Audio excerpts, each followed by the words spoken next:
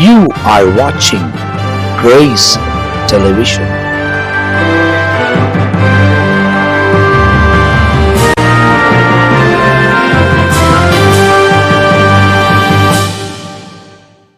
Greetings to you in Jesus' name. It's a joy and pleasure in sharing God's word to you. The title of today's message is The Sacrificial Lamb.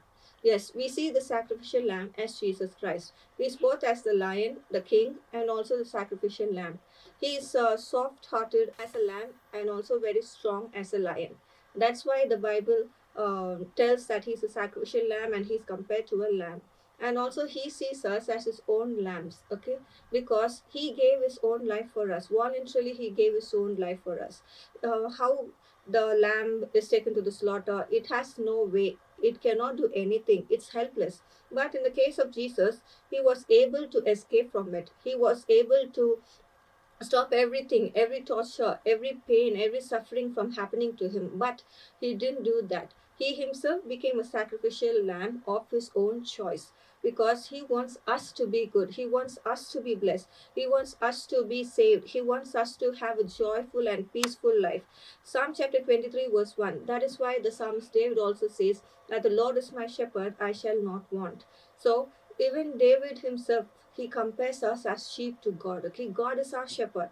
When God is our shepherd, we'll have everything. There's no lack for us. There's no need to fear or doubt or get scared or do anything at all because the Lord is our shepherd. So the sacrificial lamb can be compared as a shepherd as well as a lamb. Okay, that's the power of him. Nobody can be compared as a lamb. Okay, because and a shepherd also. But only Jesus can be compared as both the sacrificial lamb, the lion, the king, the powerful God, the almighty God, the King of Kings. You have so many names for Jesus, okay? So, as the sacrificial lamb, he has shed his blood for you and for me. Okay, not only for the sins to be washed away, but also for your problems to be gone away, my problems to be gone away, your fears, um, temptations, trials, okay, and also failures, rejections, desperateness, and so many things, okay, failures and doubts, everything, anxieties, fear of the future, everything. God is under control. So when you hold on to the sacrificial lamb called Jesus, he has sacrificed his entire glory. Okay, he's the son of God. Okay, he has this whole universe under his control, but he became a sacrifice for you and for me. He was beaten, he was tortured, his body was completely torn apart. It was ruined for you and me. Okay, because you and me, we should be very happy. We should have a peaceful and joyful and a blessed life. That's why he has done that for you and me. So what we have to do is not think about the problems or not think about anything that will spoil our life, but only one we have to do is we have to just trust him. Okay, that's why though he became the sacrificial lamb, he's the King of Kings. Okay, and he's the Alpha and Omega. He has the keys of hell and death. Okay, that's why death cannot overcome us, hell cannot overcome us, because he has the keys of hell and death, and he has already taken over victory over death and sickness and everything. So when you believe in Jesus and when you trust him, nothing can work against you. Okay, no weapon that is formed against you shall prosper, the Bible says. In that sense, no witchcraft, and if no type of problems can overcome you, no matter if anybody wants to harm you, if anybody wants to enter into your life, or if anybody wants to spoil your life, nothing can happen to you as long as you are under his wings, as long as you trust him. Okay, that's why you claim the promise said in Psalm chapter 91. That is, when we hold on to him, that when we trust him, that our future will be very good, our future will be smooth, there'll be no problem at all.